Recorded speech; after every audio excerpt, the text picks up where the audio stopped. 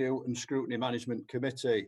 My name is John Turner. I'm the Democratic Services Officer for the meeting. I'm assisted by my colleague, Kate Sheldon, who will be hosting the meeting.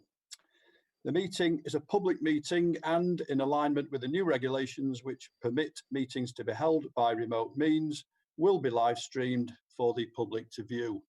Members are now familiar with the procedures to uphold during the meeting, but just a quick reminder, if you can keep yourselves on mute if you're not speaking, simply indicate to the chair by a show of hand if you wish to speak. After you've spoken, back to mute. Just for the purposes of the members of the public, you may see the members and officers looking to their left or right, simply looking at other devices where they're holding paperwork, so they're not being distracted. Over to the chair of the meeting, Councillor Mick Rooney. All right, thank you, John, and good morning to all of the attendees of our meeting this morning. Thank you for turning up, and I'm glad to see so many of you safe and well. And can I say that I wish that to everybody in Sheffield to stay safe and well and try to survive this awful pandemic that we're all having to suffer at this moment in time. What I'm going to do is go around the screen in front of me and ask members to introduce themselves. I don't know whether we've got an audience this morning, but in case there is, I think it's only polite and proper that we should introduce ourselves. It's in no particular order, except the order that I can see people. And it is possible that people may move around the screen in front of me, so I'll have to keep my wits about me. First of all, and I'll start with myself, I'm Councillor Mick Rooney, I'm chair of this committee, as well as a couple of others as well. Kate. Kate. Tell them who you are, Kate. This is Kate. Wait, there's Kate. There's more than one Kate. Yes, there's more than one Kate. Can we go with Kate Sheldon, please? Sorry. Good morning, I'm Kate Sheldon. I'm the host of the meeting this morning. And if your name is Alice, will you put your hand up, please? Alice. I'm Alice Nicholson. I'm the Policy and Improvement Officer that supports this Scrutiny Committee, or the Overview and Scrutiny Management Committee. Thank you. John Turner. Morning, I'm John Turner. I'm the Democratic Services Officer. Denise. Morning, I'm Councillor Denise Fox. I'm Chair of the Economic, Environment and Wellbeing and also Councillor for Burley Ward. Good morning. Jim. That be you, Jim. Councillor Jim Stanky, I'm Councillor for Nether Edge and Shire. Ryan. Morning all, I'm Ryan Keyworth, Director of Finance and Commercial Services. Ian. Councillor Ian Oakland, Councillor for Graves Park Ward and Vice Chair of the Economic and Environmental Scrutiny Committee. Terry. Morning, Chair. My name's Councillor Terry Fox. I'm Cabinet Member for Finance, Resources and Governance. I'm also Deputy Leader. Thanks. Thank you. Steve. Steve Ayres, Councillor for Graves Park Ward, and I'm Shadow Cabinet Member for Health and Adult Social Care. Ben. I am Ben Curran, Councillor for Walkley and Chair of the Safer and Stronger Communities Scrutiny Board. Tim, please. Councillor Tim Huggan, Councillor for Crooks and Crossbow. Thank you. Julie. Morning, I'm Councillor Julie Groscook for the Stocks Region of Don Ward. David. Morning, everyone. I'm Dave Phillips, Head of Strategic Finance. And Kate. Good morning, Kate number 2. I'm Councillor Kate MacDonald. I'm a Councillor for Glidless Valley and I chair the Healthier Communities and Adult Social Care Scrutiny Committee. Douglas. Morning all, I'm Councillor Douglas Johnson. I'm from a City Ward and the Green Party rep. Thank you very much. And last but not least, Mike. Thanks, Chair. Mike Leavery, Councillor for West Ecclesfield and Vice Chair of the Children, Young People and Family Support Scrutiny Committee. Okay, thank you very much. Housekeeping arrangements, well, that's a bit of an irrelevance, isn't it, really?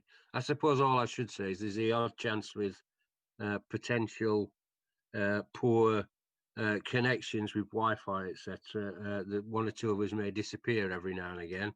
But other than that, that's not an issue. Could I have apologies for absence? Is it just Shoned? It is, Chair, just Councillor Shoned, Mayor Richards, yeah. Thank you very much. Exclusion of press and public, no reason to do that I'm aware of. Is that correct, John? No, that's correct, Chair, yeah. Thank you. Declarations of interest. Are there any? No. And the next item is minutes of the previous meeting, which I've got to find now. Right, here we go. Got them. Can I do page by page for accuracy and then page by page for matters arising? So, if you bear with me, because I'm looking at two screens at the same time here, or trying to. So, first page of the minutes of 4th of June. Is there any matter of accuracy on that? I'm going to be staring at you, Ian. That's got page 5 at the bottom of it. Can't see any hands. Page 7 of the minutes. Page 6, page 7, Ian. Yeah, Right. Chair. The very first line at the top of page 7. Unless dealing with a major city or tourist hotspot, hotel operators don't generally take leases anymore. Now, maybe it leapt out to be falsely and something like that, but and it may even be accurate. I'm sure John's very accurate, but if the officer said that, he's misspoken. And I would have checked, but I just spotted it yesterday. I'm not happy to suggest the other side of unless dealing with a major city or tourist hotspot is that Sheffield isn't either. It isn't a major city or a tourist hotspot. And I just think it would be better to say hotel operators don't generally take leases anymore unless we want to get in a debate about it. Do you see what I mean? The other side of us not being, we are a major city, and I certainly think we're a tourist hotspot. I don't know what they were driving at there. No, I mean it's a test of memory, and I don't genuinely think it's worth a major argument, to be honest. It's there on the record. Yeah, Alice is pointing at me. Yeah, can I just check again, Ian, with you which paragraph it is? Yeah. Top of page 7 of the minutes, page 11 of the pack. I can't see it at the top of page 7, Ian. Page 7 of the minutes, 4th of June. Right, yeah, got it. Oh, yeah, so page 11. Page 11, got you. Page 11 of the pack, page 7 of the minutes. I've got you. I hadn't, you're causing confusion here because I ain't got that far. That's I'd only got to page 5. Thank you. Anyway, right. Now we know where we are. I mean, what are you suggesting it should read, Ian? I think it should be hotel operators don't generally take leases anymore. Everybody happy with that? Yeah. Because the world's not going to come to an end, is it? If it's not correct. So are we happy to let that minor change go? Yeah. Right, Ian. You'll be withdrawing your kind remarks next, Chair. No, I won't. No, I won't.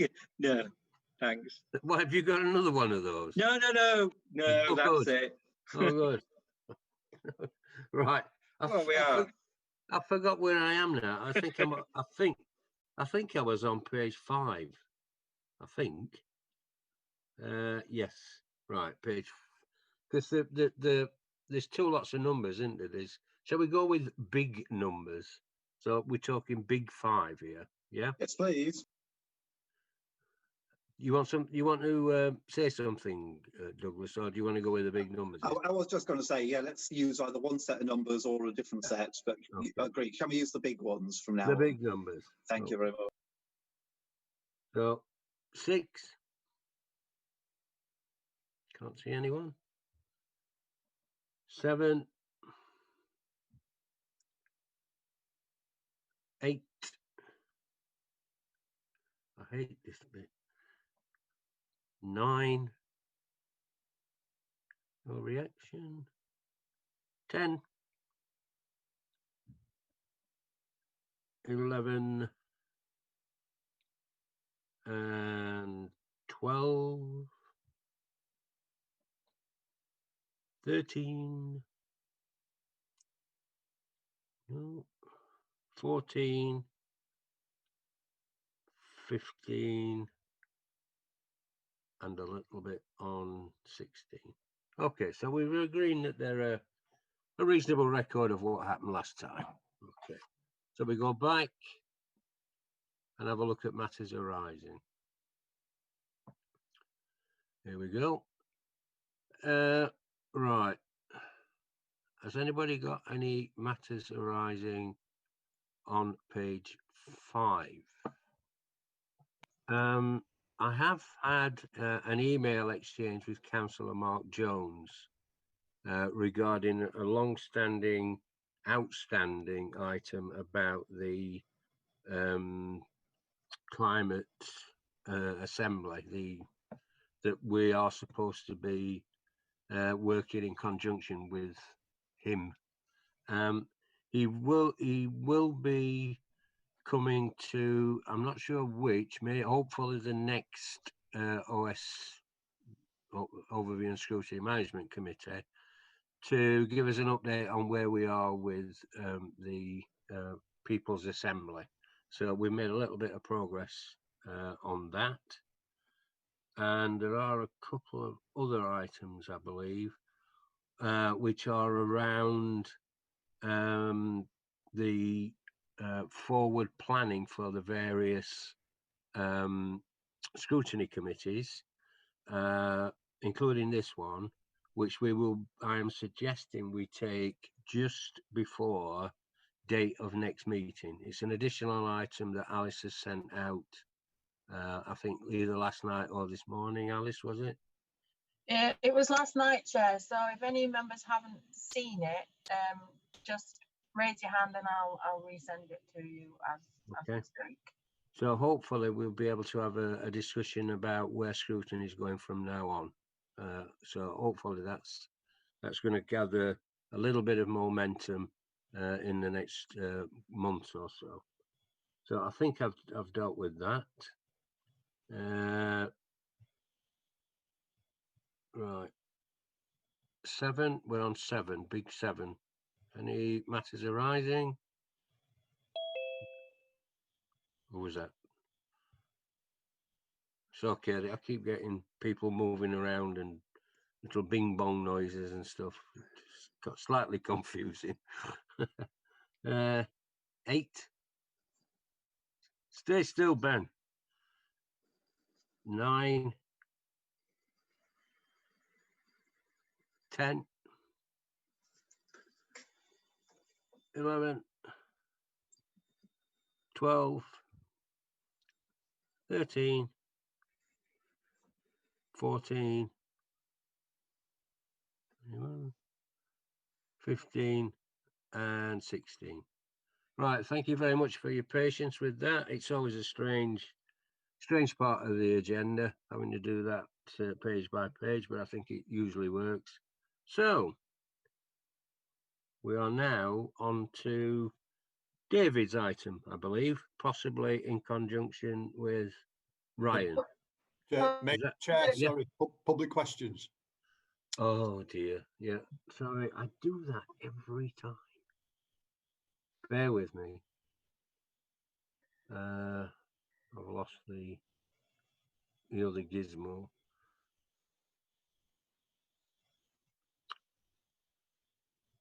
Right, Yep. There we go. Public questions. You're right. Now, what happened was that I received a couple of questions after the actual cut-off date. I'm loath, on a purely personal level, and other people may have a different opinion, but I'm loath to deny people the right to put questions to us or any other elected member simply because they haven't a particular a date for submission. So, you know, some people will agree with me for doing what I've done, other people will disagree with me. But it's at the end of the day, it's my discretion, and I'm personally in favour of encouraging people to participate in the democratic process. And I've said that they can, the questions can be read out, which I believe Alice is going to do. There's a couple. One is, well, they're both related in slightly different ways to the situation at Ponds Forge. Different take on the situation, but they're both related to that. So, you know, you may think I've done the wrong thing, you may think I've done the right thing, but I've done it. So there we go. Alice, over to you. Is that all right? Yeah, that's fine. So there was one question that's come in from a James Biggin on behalf of the aquatic clubs who use Ponds Forge. I understand, and there's a proposal from those aquatic clubs. I understand all members have actually received that email and that information, and it so happens, if you're on economic and environmental well-being, you will know that that item is actually the sort of the wider leisure item is to be considered at a meeting next week. So the suggestion I have is that actually that is the best committee to deal with or this particular question. And I understand, I mean, it's coming pretty late. And the questioner really just wanted it bringing to everyone's attention, which they've done themselves by sending to you all anyway. And I think that certainly, if I'm right, Cabinet Member Terry Fox and officers will be in a much better position to kind of give a response. So it was just to say that's how we're suggesting you as committees collectively deal with that particular question. That's not to say you can't ask questions as members of the committee, but that's what we were going to do with that one. But again, it's over to you, Chair, through you, Chair, to whether that's an okay approach. The other question that came in, which I have, and it came from Lee Parkinson of GMB, and this is the one that came in fairly late, so it was it's not fair on officers really to kind of set that up as a person coming in and asking the question at this late stage. But absolutely, as the Chair said, it's wrong to deny people an opportunity to raise their issues. So I've got the question. I've also forwarded it all on to you again, which hopefully you've received. But I will read it out. So it's logged on the webcast, and you're all then fully aware of its contents. So the question is, the GMB Union wishes to raise concerns regarding even further subsidies being paid to Sheffield City Trust. Paragraph 3 of the Head of Strategic Finance notes that there has been slippage in the budget, which is partly, and that's, I think, a reference to actually reports in front of you today from Finance, as a result of further millions being handed over to Sheffield City Trust on top of substantial subsidies being paid out in consecutive, previous years. The questions are, does this committee feel the most recent handling over the public money in the sum of 15 million to Sheffield City Trust, who are now in the process of cutting hundreds of low-paid jobs, as well as keeping venues such as Ponds Forge closed with no date for reopening, is fair? So is it fair that this public money, when the way it's been spent, when the SCT, the Sheffield City Trust, Senior management team suffer no detriment even when the organisation's business model has clearly failed. Second question, does this committee believe the time has now come to bring the sport, leisure, the cultural services Sheffield City Trust is responsible for back in-house? And 3, will the committee recommend to the leader and relevant cabinet members the urgent need to consider bringing these services in-house to ensure the security of hundreds of jobs and the long-term stability of those services that mean so much to the people of Sheffield?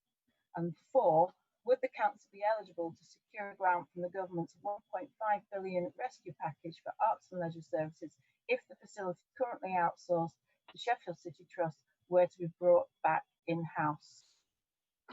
I will also, subject to tech, forward this on to yourself, Councillor Terry Fox, and the officers in attendance. So that's Dave and Ryan now. So you've at least got sight of it.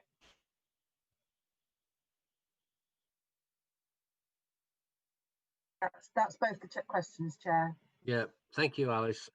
As I say, I thought it right and proper that they should at least be registered with us this morning, and I do think that perhaps unless the officers in Terry want to make a brief comment this morning, I think the best place for that to be dealt with is probably at Denise's committee, which, as I understand it, it's a programmed issue on one of your agendas next week, and I think that's probably the best place to deal with it, and maybe even a question to cabinet or council at some stage, if they're unhappy with the responses they get from elsewhere.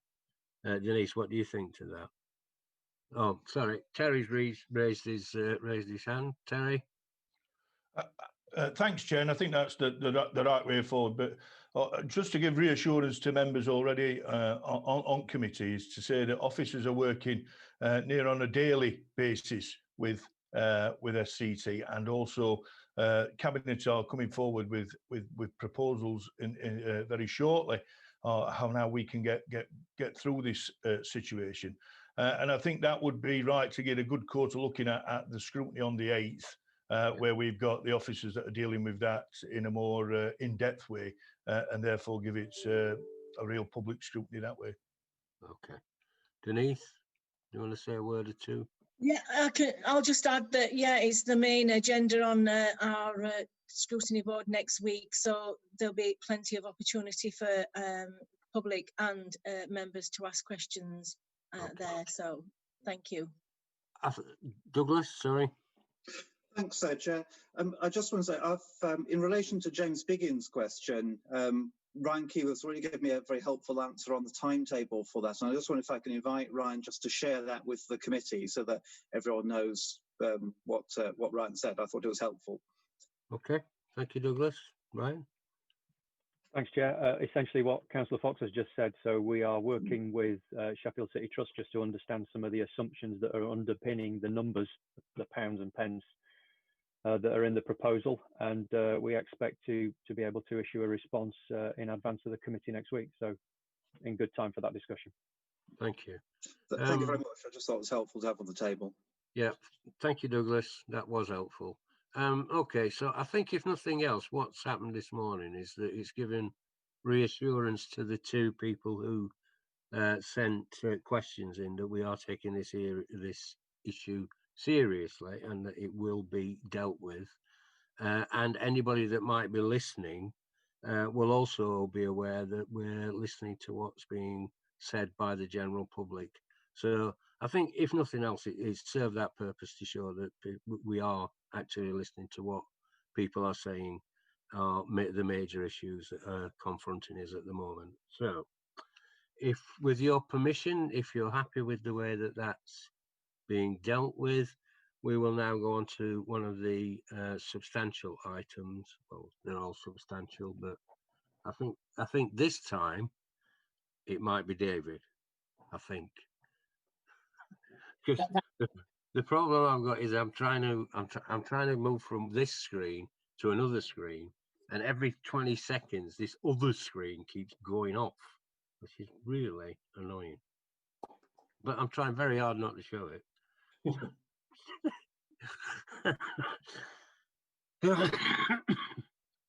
Thank you very much, Mick. Good morning again, everyone. I'll briefly take you through the paper, which is page 18 to 21 in large numbers in your pack, and then we'll have time for questions afterwards. As you're all aware, but members of the public may not be, the council has to set a balanced revenue budget every year because that determines council tax. And unlike central government, we are not allowed to borrow to support our revenue position. So our day-to-day spending must be funded from our day-to-day resources. We set a balanced budget in March 2020, as we always do. But then since then, we've had the COVID crisis. So understandably, everybody is very concerned about that, in particular, the human consequences and the consequences on people. But from my perspective as Head of Strategic Finance, obviously my focus is the financial consequences, and that's what this paper concentrates on. As I said, we set a balanced budget in March 2020.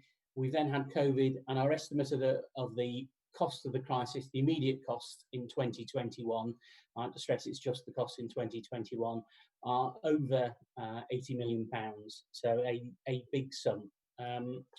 And that breaks down as a reduced council tax and business rates income of around about 27 million, slippage on previously agreed savings schemes, which we've got in the budget to balance up this year's budget, but where those haven't been able to go forward during the crisis, of about 15 million, and around about 40 million of things, including costs to leisure providers, both SIV and places for people, support for social care providers, reduced income from things like car parking, etc., and other miscellaneous increased costs for things like personal protective equipment, etc.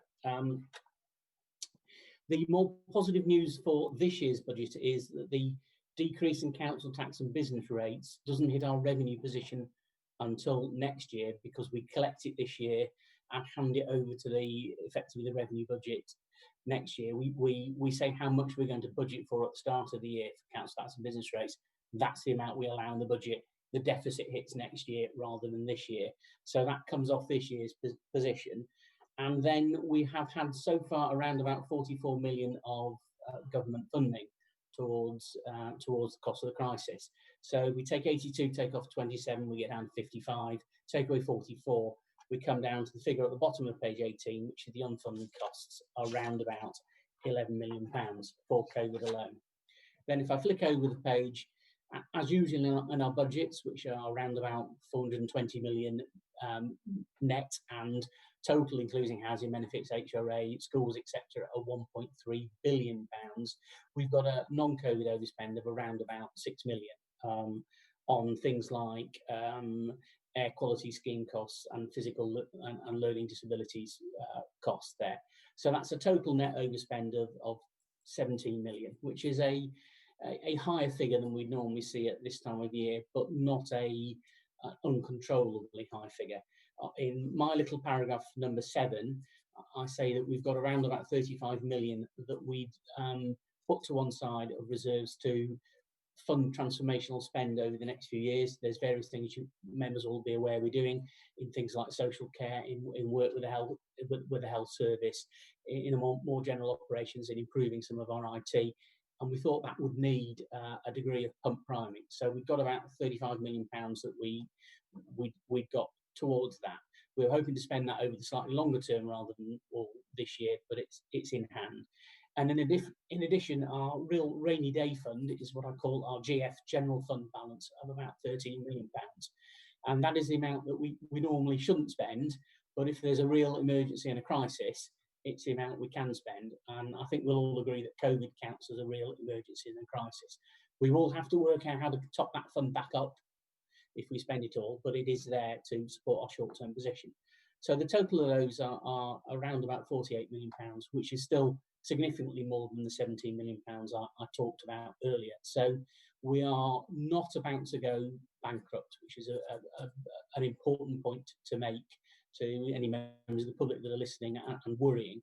And it's a particularly important point because people who see things in the presses, there are a number of other very big authorities that are teetering much closer to the brink than we are. And I pull some examples down at the bottom of page 19. I won't go through them again here, but we are in a better position than a number of people in the short term. Then we turn over to page 20. I mean, the other message I want to say is in the medium term, we do have quite a lot of pressures though, because the impacts of the COVID crisis continue for more than 1 year. As I said, the falls in council tax and business rates will start hitting us from next year.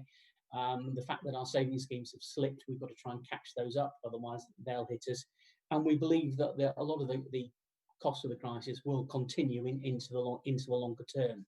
So we'll have to have different ways of operating. We'll have to support the care sector more. We've had lots of discussions already on things like the impact on vulnerable families and vulnerable people as part of the crisis, and that they will need more support in the medium term. So all those costs are moving forward. We don't yet know what the government is doing to fund us beyond this year. They've said several rounds of funding and various specific funding for this year that's helped our position. We're not expecting to get anything on the longer term until close to Christmas this year, when we are hoping still to get a full year spending review, which last time I talked to you, I said we were hoping to get before the COVID crisis, we were hoping to get this summer. It's been put back. We're still hoping the government will come up with that before Christmas, and that will let us know the long-term position. If they give us sufficient funding for that to fund some of our costs, then we'll be able to look very much at our longer-term recovery of the city. I'm talking about the 2021 budget, but in the medium term, we're thinking about recovery of the city. We're thinking about looking at all the things we're doing, all our outcomes, and focusing on resources where it's needed the most. So on the revenue side and capital and that are all part of a three-pronged approach towards our medium-term position. But we need that support from the government to enable us not just to firefight the immediate problem, but to regenerate the city and recover from that. Under my little number 11 at the bottom of page 20, there's a series of things I've recorded down there that we're doing to try and on this, which are the things you sort of expect in terms of looking at our savings schemes, in terms of pressing down on the expenditure we've got, in terms of reworking our medium-term position, and in terms of lobbying very hard to central government that we need support, emphasising the key role that we can play. And then the final page, page 21, notes that although I've talked heavily about the revenue position, there are also impacts on council housing, the council's housing revenue account, and impacts on our capital spend, and need to think about where we spend our capital resources and to think about all of that.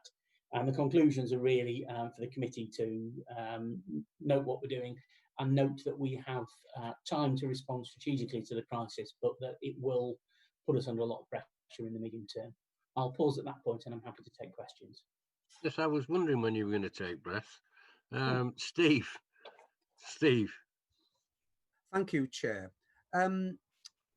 Yesterday, my local surgery booked me in for a flu appointment,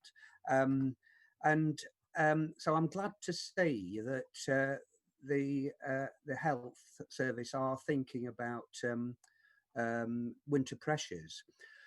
So you mentioned at paragraph on bottom of page 19 the other authorities that are in comparable local authorities that are in a more severe position than we are. Yet all the medical experts are saying that one of the reasons why the COVID rate may have come down is because of the summer period. So to jump to my question, what scenario planning has been carried out or is being carried out in the, hopefully not, but in the unfortunate event that Sheffield should have to go into a second lockdown? Some of those other authorities not mentioned are pretty close neighbours. And I'm just wondering what scenario planning is underway in the event of a sort of a winter spike and a second lockdown. Thank you, Chair. I'll try and Thanks, Steve. Mute myself. Sorry. David or Ryan or Terry, are you wanting to answer that collectively or individually? Terry's put his hand up. Thanks, Chair. Thanks, Steve, for that question. there's a hell of a lot of planning going on at this moment in time. Obviously, from a financial point of view, we're working with core cities and we're working with city region across the piece to try and tie that in. We've got the outbreak control board. I think that's just changed its name. They're working to look through the processes from a local angle, and obviously we're working with the CCG and a number of other partner agencies regarding that.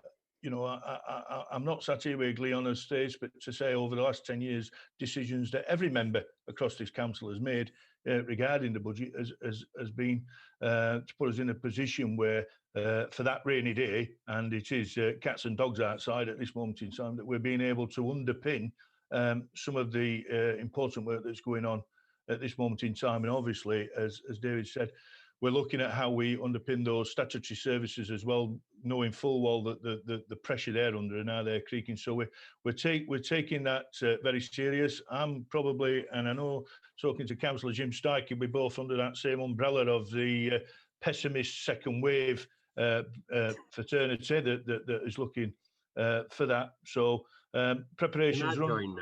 And Chair, I think a few of us are. So we're taking it very, very serious at this moment in time, and we are planning our way through that. And as Dave said, is that we've got some more reserves in there if we need to. There's work going on with PPE stocks levels, etc. Everything that we've learned at this front end of this crisis to make sure that we can try and cover all scenarios. That's not to say we will, but we are trying. Thank you. Thank you. David or Ryan, do you want to chip in at all there? Nothing to add, Chair. No. Right. Kate MacDonald. Thank you, Chair, and thank you for the papers. I thought that the covering paper was very succinct. I think it's a bit unfortunate because we're not seeing the latest information, so that's not going to come until it goes through Cabinet shortly. But my question, I've got two sets of questions. I hope you can bear with me. The first one's actually, I would really be interested in what you think the top 3 risks are to the council. External risks first, and then internal risks. So I'd be really interested because it's not covered anywhere in the papers, because I'm really worried about the medium term, and I'll come back to that in my next question. Right. Volunteer to answer that one. Ryan. Thanks, Chair. External risks. I mean, the outbreak control board that Terry mentioned are looking at a lot of the external risks that come from COVID. The challenge we've got is trying to predict the extent and impact of any second wave of this virus. When we went into this to start with, we had no experience of anything similar to this in the past that we could draw on to really work from, and a second wave is very much an unknown quantity. It's very difficult for us to try and estimate and predict the consequences a second wave, if it happens, would have on Sheffield as a city and on the council more particularly. So that's the thing that particularly occupies us. And in terms of managing those risks, we try to control the things that we can control. So we monitor the data on a very regular basis, certainly weekly or less, or even more frequently than that. I think Councillor Fox mentioned that things like PPE stocks. We now have a significant PPE stock in Sheffield and across South Yorkshire, actually. And we've got enough PPE in stock to keep the council and all its services, including care, going for about 3 months. So we've actually built that level of stock up so that we're not subject to the sort of challenges that we were earlier on in the crisis. In terms of internally, the council's done an enormous amount of work over the last 5 months to allow meetings like this to take place and work to take place remotely. When we set out in March, we only had capacity for really a few hundred people to work from home at any one time. We've now got capacity for all the people who need to work from home at any one time, which for a council catching up on its IT investment and Dave mentioned in his introduction, the sort of money that's been set aside to increase our investment in IT and improve our IT. We've accelerated that at a frankly amazing pace, and our ability to do this has been quite impressive. So it's about making the council as an organisation as resilient as we possibly can be to allow us to continue to work come what may, but also planning for the impact of any second wave on the city. Thank you, Ryan. David or Terry, have you got anything to add? Not No? from me. Have you wanted to continue questioning, Kate? Yes. Yes, please. Obviously, we've been doing a lot of work on adult social care, Healthy Communities Adult Social Care Committee, and I'm really, really anxious about a lot of the decisions that have been taken during the pandemic and what the financial. I understand sometimes why those decisions have had to be taken quite quickly, but I'm really anxious about the impact of them in the medium to longer term. So that's why I was actually asking you really to have a bit more of an analytical response in terms of what the likely risks are going forward.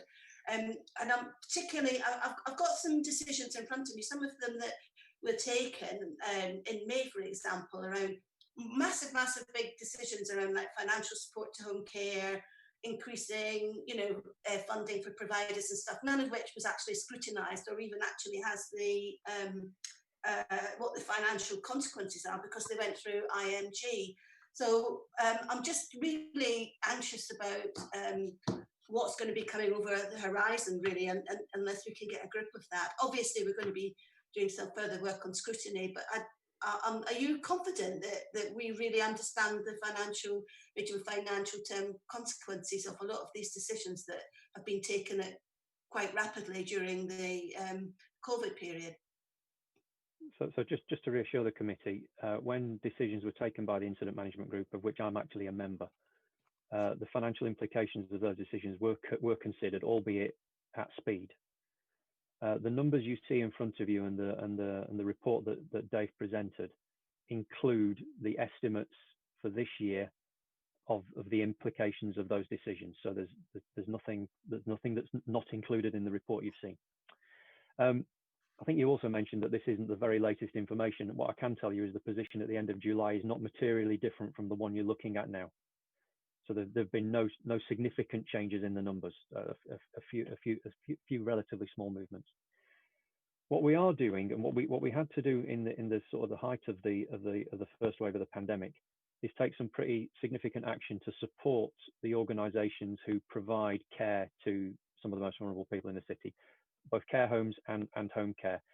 And we did agree to increase the funding to those organisations to ensure that they remained financially solvent during a very difficult time. We've actually seen care home occupancy drop by about 10 percentage points over the period of this crisis, from in the mid-90s% occupied to the mid-80s%, and that shock is not something that the market could have dealt with without support from the likes of the council. In terms of home care, we've also provided additional support, again, to make sure that the organisations and the services dealing with it are able to do so in a safe way, particularly when it comes to things like personal protective equipment, but also allowing care to be delivered in a safe as possible way in the current circumstances.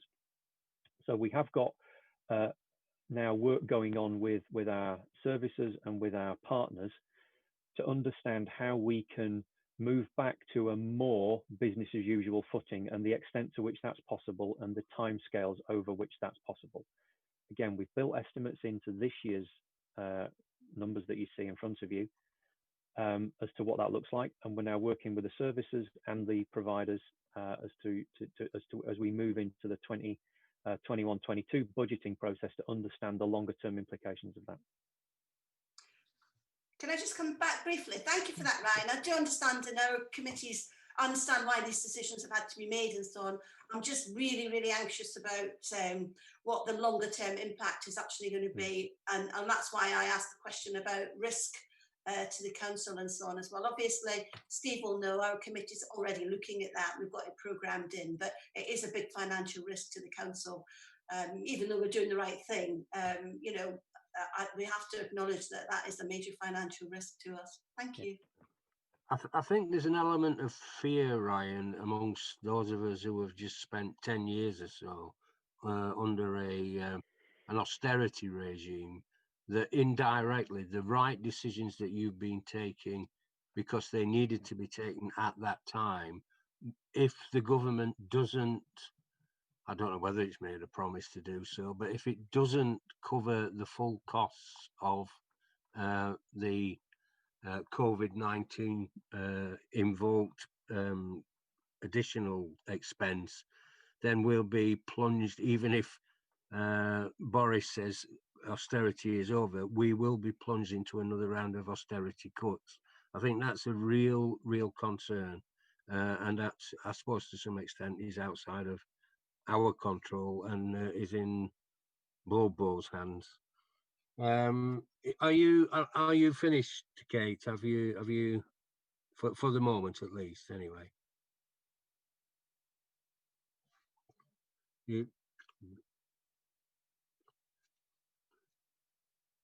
Have you finished? Yeah. Okay. I'm just saying Terry wanted to respond. Yes, I'm finished. Sorry, I couldn't get myself unmuted. Yeah, I'm sorry about that. It's just that people keep moving around the screen. And Terry was was 3 squares to my right a few minutes ago, and now he's gone. So I've likened this to playing, and I've said it before, the human version of Connect 4.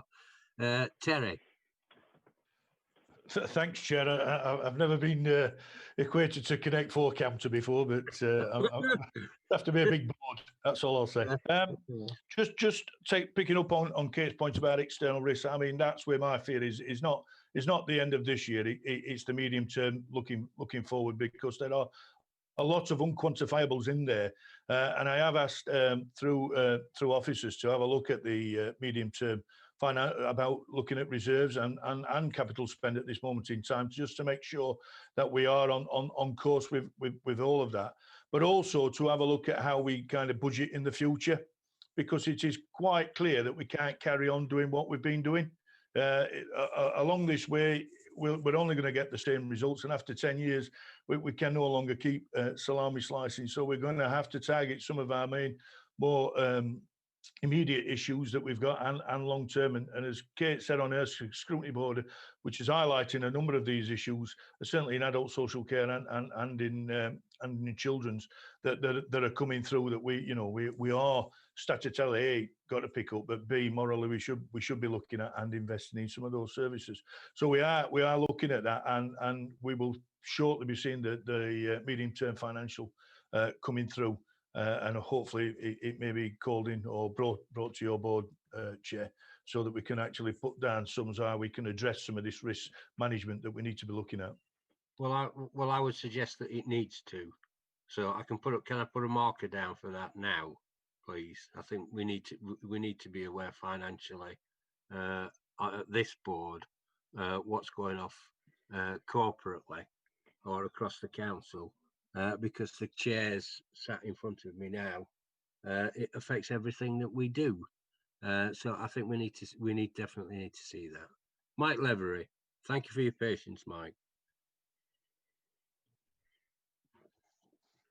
Thanks, Chair. I support what Terry says and what Kate have been saying about financial decision making. My concern at the moment is that do we not have to put in place some key measures, such as a moratorium on recruitment and factors like that on a long-term basis, because we really aren't going to know where we are until we get the long-term spending review come Christmas and be able to plan out how things look in the future. Thanks, Chair. I'll open that up to whoever wishes to, Ryan, David or Terry.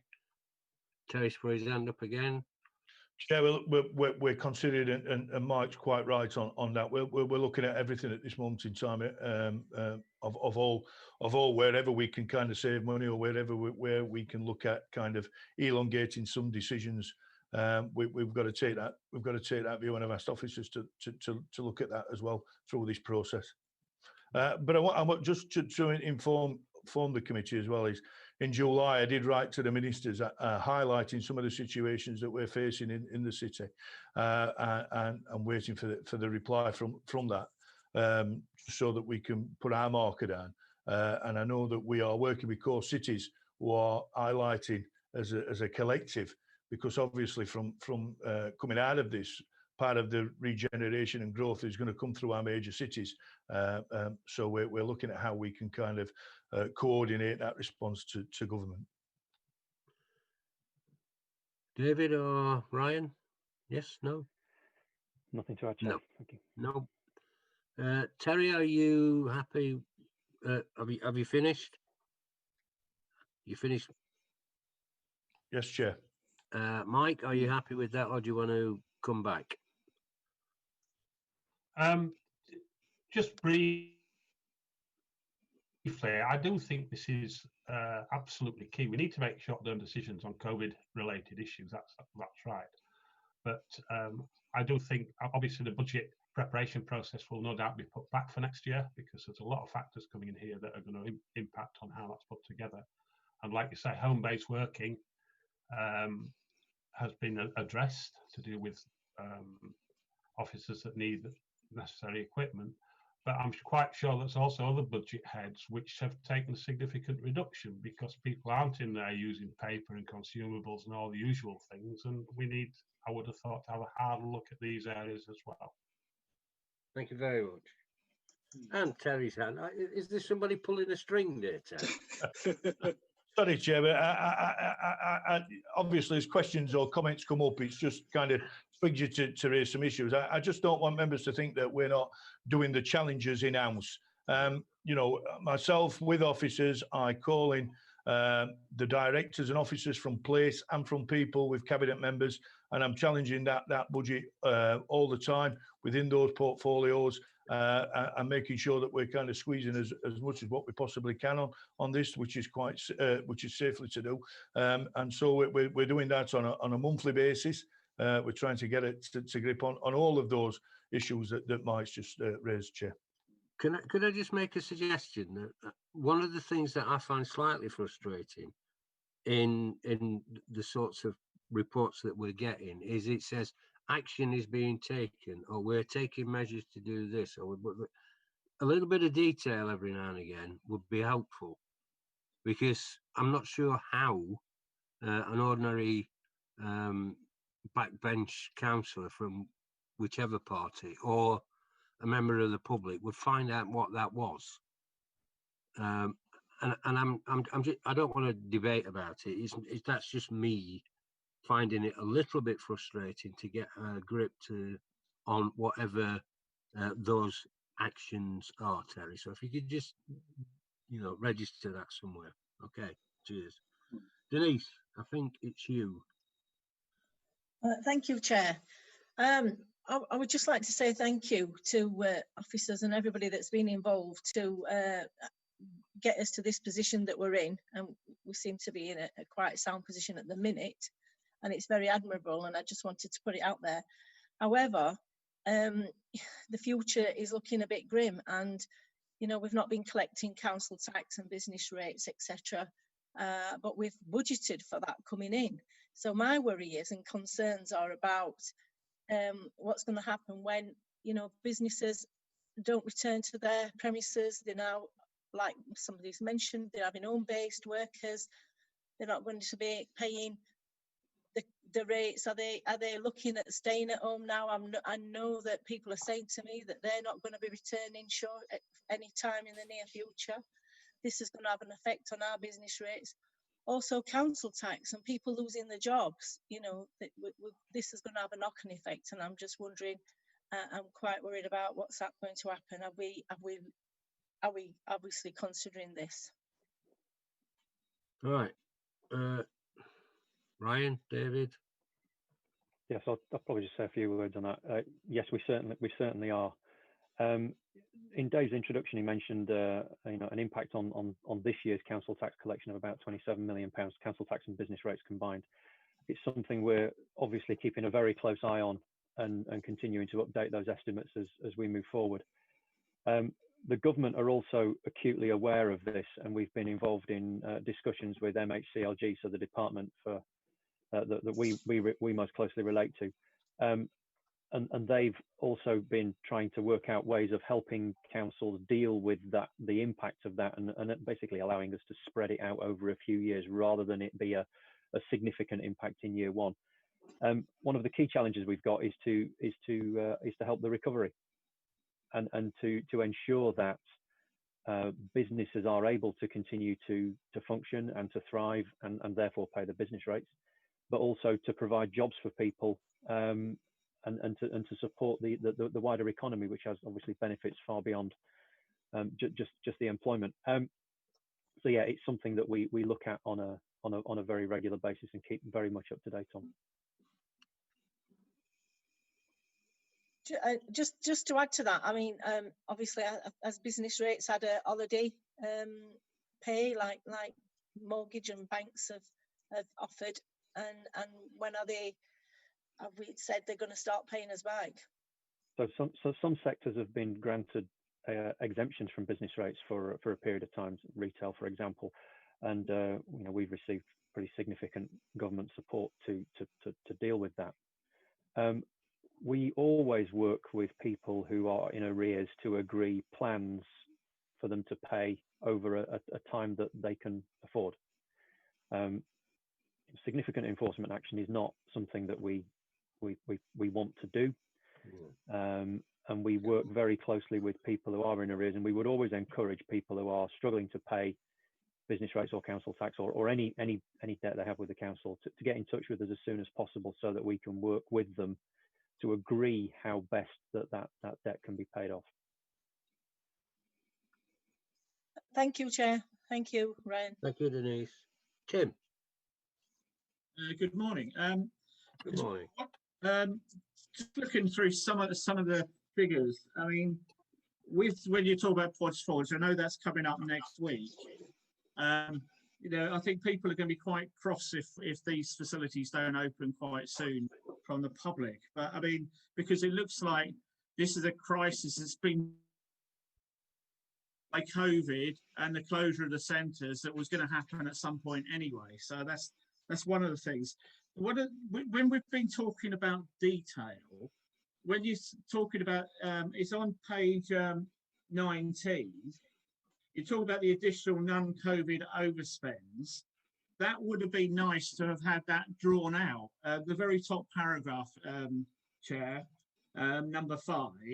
It'd be nice to see what the breakdown of those overspends were, because we don't know whether the additional pressures in the physical and learning disabilities was 5.5 million of that, and then there was just a little bit of an overspend on air quality scheme costs, or whether it was the other way round, or whether, you know, it'd be nice to have a breakdown of those overspends that we've had, so, that are non-COVID related, so that we're aware of those positions, because potentially some of those overspends needs to be scrutinised by us or the relevant committees, and there's no breakdown there, because throughout this report we're being told there's a report coming almost throughout, and I'd like to know how we are going to look at those overspends, and also with the medium-term financial, are we getting a sort of best case and worst case scenario? Because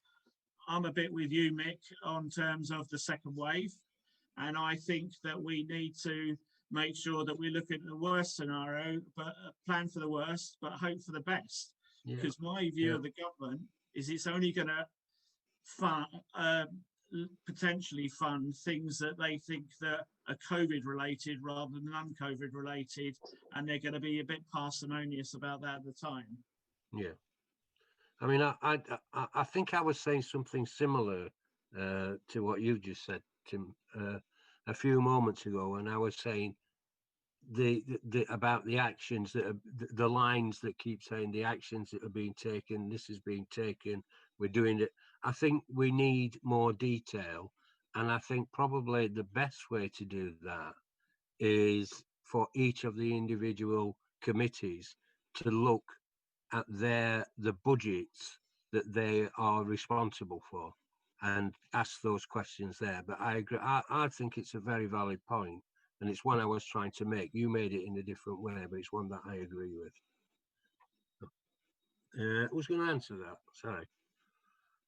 Do you want me to have a very quickly on paragraph 5? Whoever, I don't mind. I'm quoting from memory, but I think Air quality is around about 1 million. The customer service and HR about another 1 million, and the physical learning disabilities are around about 2 million each. There is more detail in the month 2 cabinet report, I believe. So there is a breakdown there, and the month 2 and month 3 reports. We do provide more details through to cabinet members and to Terry. So have some assurance that we're not just, coming to this committee, we're trying to give a fairly broad overview, and I get accused sometimes of getting into too much detail in the numbers, because I love numbers, and then blowing people's minds. So we try to keep it at a fairly high level, but we do have the detail behind those numbers. But I think it's about 2, 2, 1 and 1. On Ponds Forge, I mean, that's an area you're scrutinising separately. You're right. The arrangements with Civ were due to run out in 2024 anyway, and the council was already starting a long-term review of where it wanted leisure facilities to be looking in 5 and 10 years' time, not just now. And what the COVID crisis has done is pulled some of the need to do that forward. Whether we can wait to 2024 is a debate or not. That will very much have to be a policy-led debate with members on what we do, balancing all the things we talked about earlier about, how much do we want to invest in leisure? How much do we want to invest in social care? How much do we want to invest in the city centre? And how do we do all those things within a budget that we're all, and we very much get the point that people are making, concerned about where it will be in the medium term. So we have to balance all those outcomes and priorities and try and think long term on some of these things. Tim, are you finished? No, I am. Yeah, it'd be nice, because though, producing too many figures, those sort of 4 little nuggets would have given us a much greater information just in that one paragraph. Yeah, I think there might be a little lesson to learn there, David. Try and get a happy medium, as it were. Terry, somebody's pulling your string again, aren't they? Absolutely. Yeah. I think somebody's standing on my coat tail, on my shirt tail, I think, making it keep shooting. Just to say, if in the end of this, if the committee chair wants to put a proposal of what some of the detail is, because it's always hard to kind of get a feel for what members want to actually scrutinise, and I'm not being facetious with that, I'm really not, but like Tim says, if it is certain areas, because obviously we take an overall view, and probably we don't know how much in other committees, etc., the information you get, but if you want certain factors, or when the medium term comes, if you want something else in there, if members want to put that in, it's not a problem. Just let us know, and then obviously we can put reports in. Like David says, he does like a plethora of numbers. I think it would be helpful if we got some more depth in it. It's a bit of a balancing act. I mean, I don't want to read like 20 pages of numbers, but what I do want to see is, if it says we've overspent by 6 million, some analysis or some explanation of what that 6 million is made up of, not just we're taking action to blah blah blah. I think we need that as well. I think perhaps in the more detailed explanation could go to the various scrutiny boards, which I'm suggesting that, given our financial situation, could possibly think about having a permanent agenda item, which is a budget monitoring of that particular committee's area. That's my suggestion. Douglas. Thanks, Chair. So just to deal with that point that other people have made, in which I agree with, I wonder if I can suggest that the committee asks Dave to circulate the breakdown that he referred to, because I think that's already prepared. If we could have that both for the non-COVID overspend and for the COVID overspend, that would be very helpful. And hopefully that could be done in a day or so. So I want to ask that.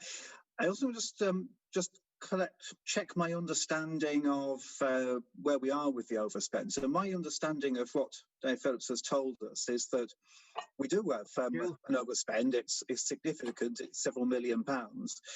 But on the other hand, it's not out of line with the sort of overspends that we've had year in, year out at this point of the financial year for, well, now many years.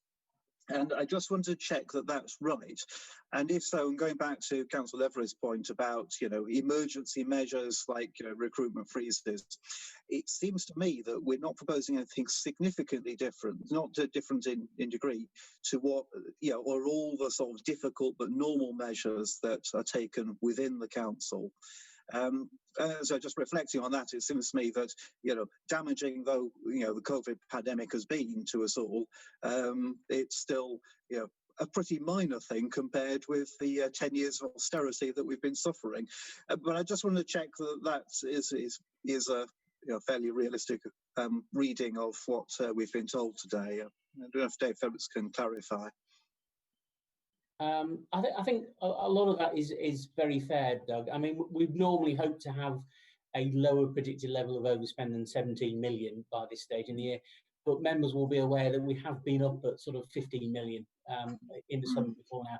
So it's not massively adrift. And as I said earlier, that's in context of a net revenue budget of over 400 million and gross budgets of 1.3 billion. So they have to be put in that context. Certainly the non-COVID overspends of 6 million is not an especially high figure at this stage. It's the COVID that pushes it up to a level that's slightly uncomfortable. So we do obviously need to push down on it.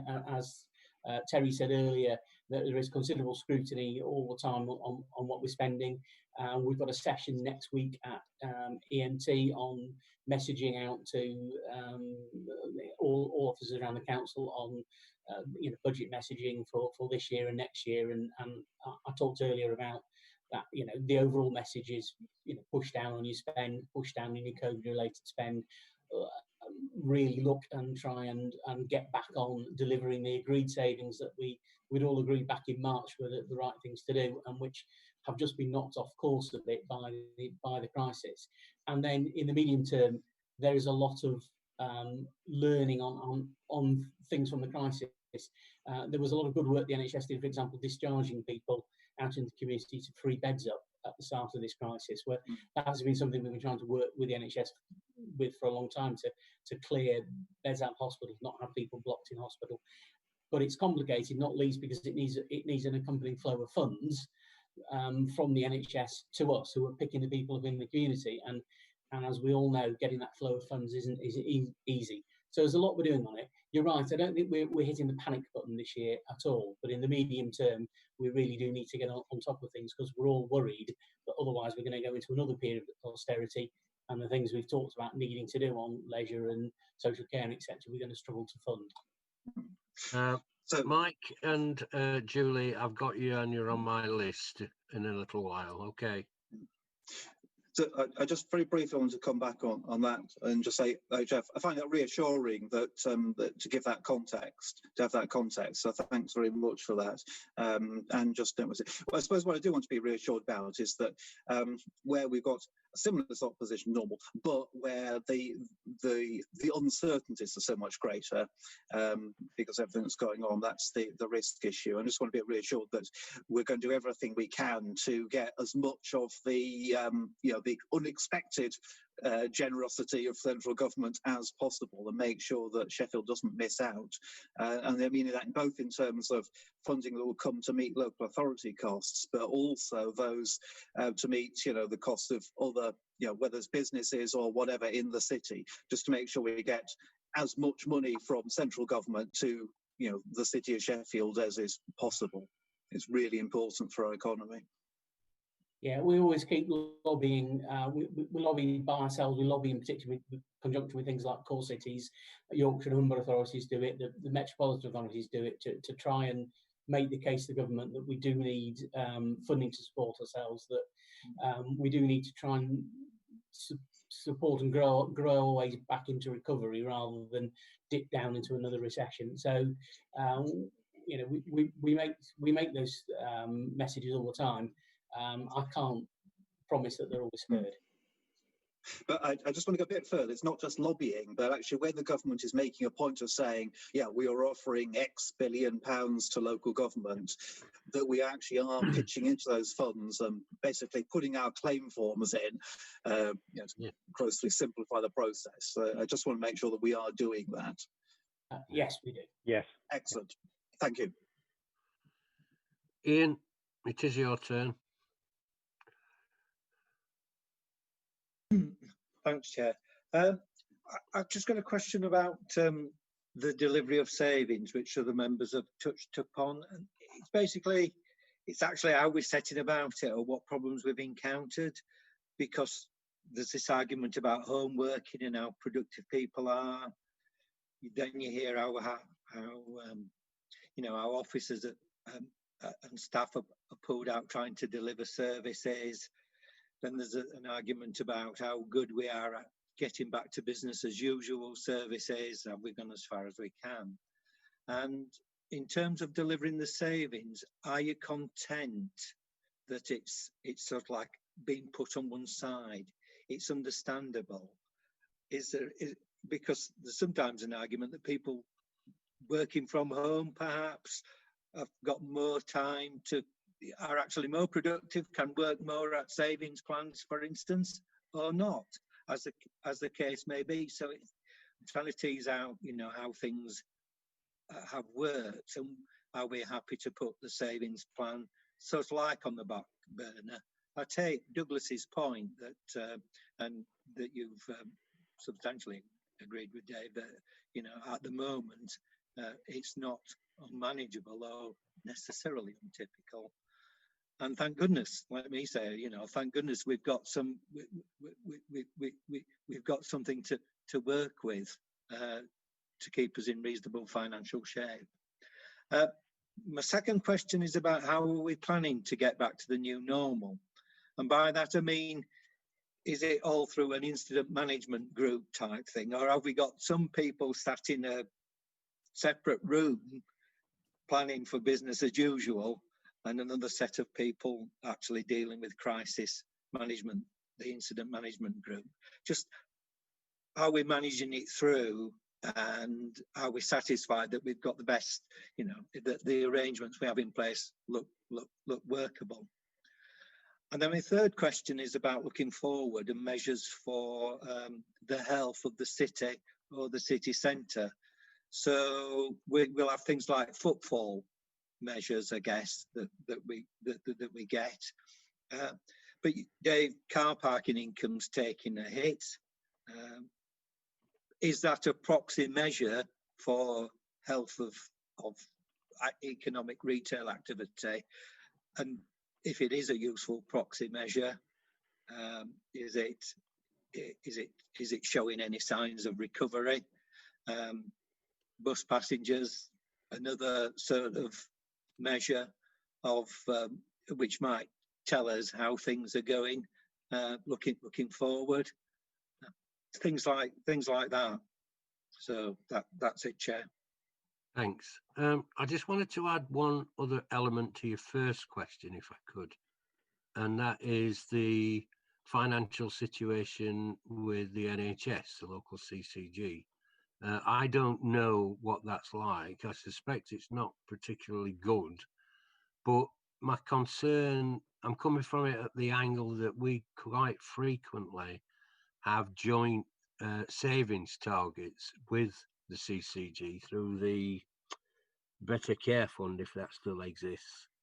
And I'm just wondering if you could, the next time there's a report, that given how intertwined so many of our services into the savings targets are in that area, if you could combine the two, if that's possible. And I hope that made sense.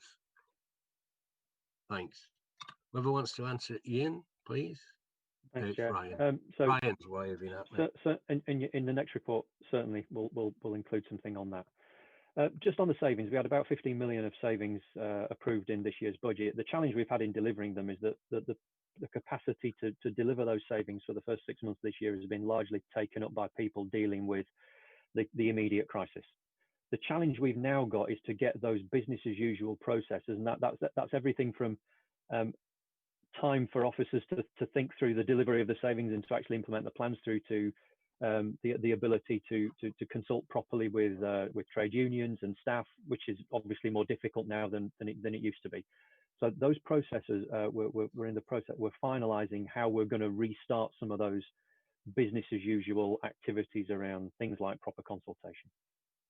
Thank you. The challenge we've got is to get those savings delivered in good time for the 1st of April. And that's the risk that we're trying to manage. So we've been through it once or twice now, line by line with the exec management team, to understand very clearly the position we've got there. The second question you asked about, we've got a group of people of which I'm part, dealing with the kind of immediate incident, if you like, the incident management group. We've also got a recovery group, which is separate and distinct from that, which is looking at the longer term recovery of both the council and the city from an officer point of view, and obviously we'll be bringing those conversations through with members as well. So we have got people looking at dealing with the immediate issues that arise, but also thinking very much into the longer term. In terms of getting the city centre going, which I think was the third question you asked, we obviously saw a huge drop in parking income and the like. That has recovered to a certain extent in the last few months since the lockdown started to lift. That's one of a number of measures we look at, and Edward Highfield is the director of this area, together with his cabinet members, are certainly looking at all those indicators as an assessment of the extent to which the city is starting to recover. Ian? Oh, I guess it's a point that you were making, Chair, is I think some of that then, those figures, that bus passenger numbers are that number of people walking into the city or cycling or car parking or whatever. The trends on that I guess I'd be interested in seeing if those trends tell us something beyond, yes, we're working on it. And I guess on my second question, are we satisfied that having one group doing one thing and one group doing another on the work so far? That seems a reasonable way of trying to think about the immediate future. Is it working as far as we know? Well, Terry's pulling, somebody's pulling Terry's right hand now. Do you want to have another go, Terry? Thanks, Chair. And just to try and, are we content on savings? No. And that's why we have these monthly meetings to challenge on that. But what I have to say, first of all, is a massive thank you to our staff who have been redeployed around all sorts. As a normal bloke in street, and I'll put myself in that, I've just constantly, personally, been running just to stand still all the way through this situation. And capacity issues have been a massive part of this. And while we've been working under the COVID legislation, we've had the IMG running. You've got to think about what them officers have been through at this moment in time. So we've got the recovery group that's now coming in. We're trying to bring life, if you want, back in that city centre. We also have to then look at office rationalisation, asset rationalisation, all those processes that we've got to look at, because what is the new norm is a good question, Ian, and what does that look like? And I'm sure individually we will all have a view on that. So we're trying to pull that up, but the capacity issue and the resources issue has been a major part, and anybody who's been at kind of the front end of this and having to make sometimes some real kind of quick but severe decisions and make it at pace in respect. But the one thing that's been at the front of ours has been about the city. So to answer yourselves and to Douglas, whatever we've done is to put Sheffield first in that line and our residents all the way through this. So whether any grants, any bids have come, we've also had that. We've had officers working through late evening, just trying to make sure that we meet deadlines, to make sure that we've got them bids in. So that kind of long-term planning is also there. It really is a mammoth task and can't be underplayed, some of the outcomes that we've had. And as we said earlier, to go from a few hundred staff capable of working at home to roll out over 6,000 pieces of kit building them up, getting them out, getting them. We've had to go onto different systems to make sure that IT and obviously we'll always have issues. I'm not debating that, but to roll that out and to have the capacity to do that, to get people back up and running again has been a tremendous effort. And I just want committee members to be reassured that through that, and we come together twice a week just to make sure that everything is working as it should, so that these different groups are liaising with each other and also through administration as well. Thanks, Chair. Sorry for the ramble. Not a ramble. It's a fact. What you've just said to us is factually correct, and I think it's something that perhaps a lot of us aren't quite really aware of, just how much the world of Sheffield's world has been turned upside down by this virus, and particularly in terms of people having to forget about their normal job and do what was necessary at that time. And I think there's a lot of people, a lot of unsung heroes out there. Obviously, the NHS has been, and the care sector has been the focal point of most of the praise that's going around. But a lot, the van driver that delivers the bread in the morning, the guy that delivers the milk, the bloke that's driving the bus. These are all people that have helped, keep us going in one way or another. And I think sometimes we forget that. So it's a timely reminder, Terry. Thank you. Ian, you asked the questions. Are you happy with what you've just heard? Yeah, that's fine, Chair. Yeah, move on. Thank you. Ben, I've got Ben written down, but I don't know whether Ben did actually indicate. Because every now and again things move around. And Ben? No. Okay. Mike Levery. Yeah, just to go back to one of my original points that I raised. There's been a lot of talk about overspend. I'm quite sure there's significant underspends within budgets. And do we have a scale or a feel for what they are? Because we're not in the normal working scenario. And secondly, are we going to put things in place so that when normal working resumes, budget holders don't see the opportunity to go out and spend it because they can, and that's protected and then reviewed for future years? Thank you. Thank you, Mike. Anybody? If I can, yeah, we Yes. are obviously looking. You've moved again. Sorry, Chair, I'm having a little bit of fun with my connection, as you mentioned in your introduction. Some people might be, and I'm one of them today. We are certainly looking at areas that have underspent. The vast majority of the council's costs remain relatively fixed, though, large amounts of staffing and so on, and service provision. So the areas of underspend are relatively minor. We are obviously saving on things like paper. We're not using anywhere near as much as we were.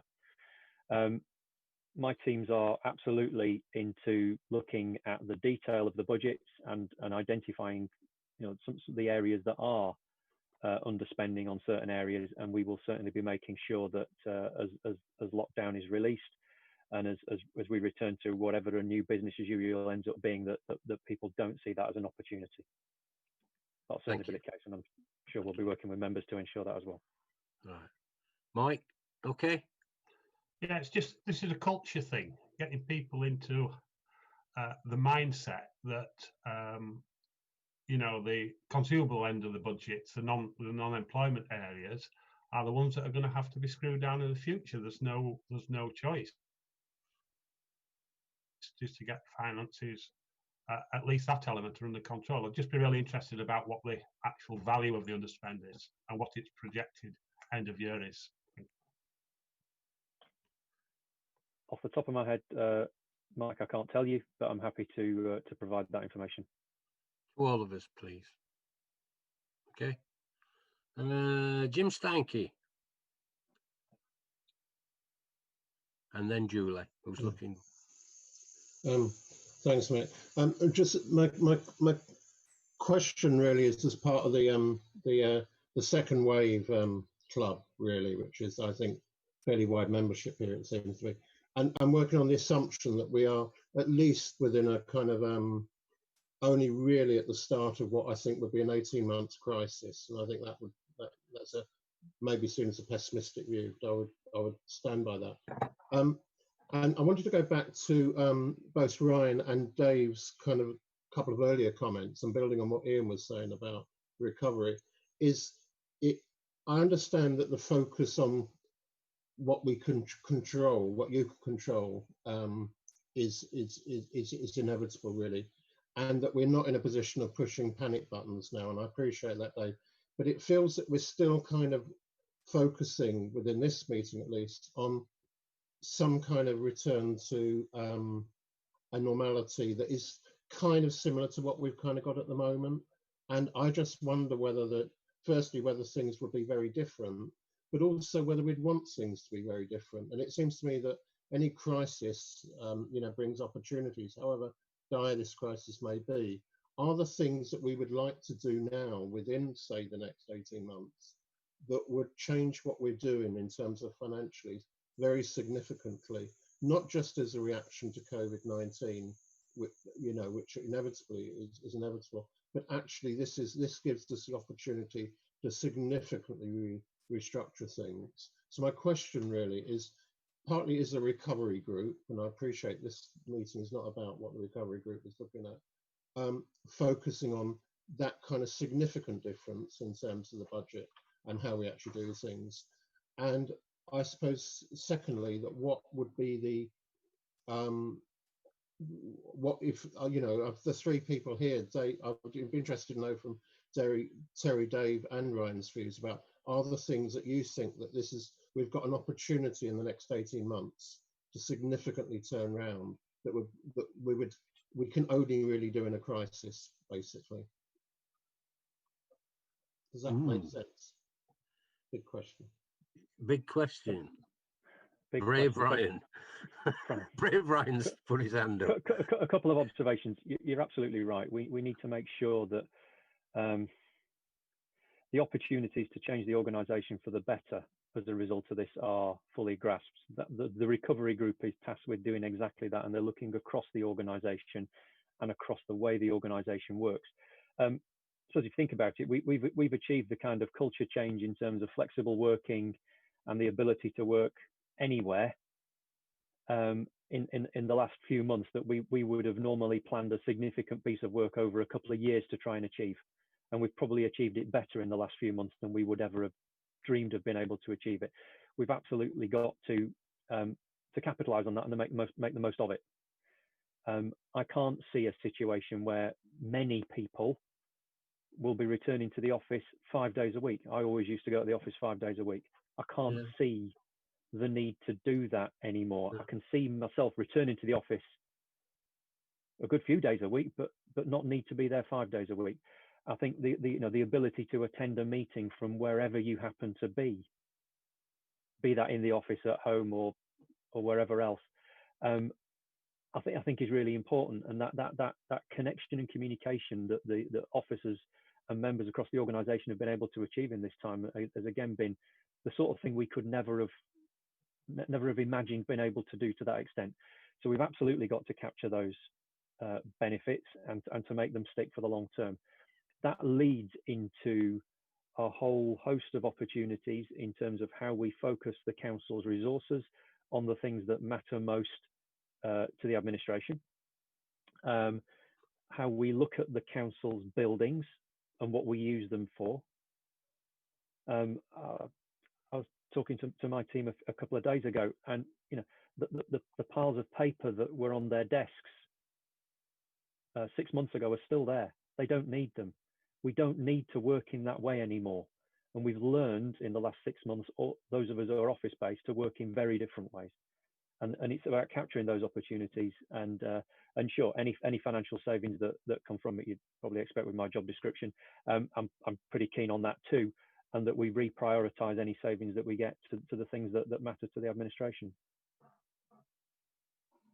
Jim, I think that was a fairly comprehensive answer. Yeah, okay. Julie. Can I firstly say thank you to Ryan, because as somebody who has to travel in from Stocksbridge to the town hall, I really look forward to not having to do that so often. So thank you very much for that. I've not missed the town hall at all. But my question's actually for Terry, if I may, as the cabinet member responsible for the budget. I'd just like some reassurance. I think it'd be helpful for us all if he could let us know what he and the rest of the cabinet are doing to keep a close eye on the budget, because clearly, you know, we've been debating lots about it today. It's moving in all sorts of directions that none of us had foreseen.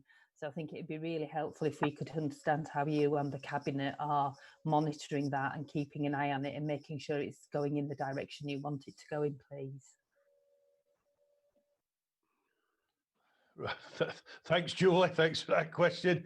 Well, from myself's point of view, we've put in place that we are meeting monthly with the directors and cabinet members from place and people, and just like other members have said about drilling down into those real figures and savings.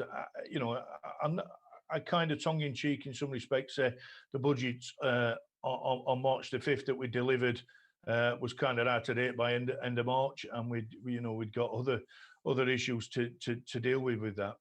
So sort of stuff that we would be looking at on some of these issues was possibly like in people we met in August. We were going through with the cabinet members and the directors about the caseload, about the increase that we've got for children with disabilities at this moment in time, and where them costs would rise and where they would go. We were looking at the SEN and some of the transport costs that we would have to do, bearing in mind of social distancing and getting children to school, etc. And those kind of costs out, you know, how we would with the housing repairs, community services. We were looking with communities by place on the track and trace and how that would affect us. And also we would be kind of analysing where we were with our change programme and how that was going to be rolled out. And I know Ryan's kind of took you through a comprehensive answer before, but all of those issues and those facts and figures and where the savings are with the RAG ratings, how that's looking.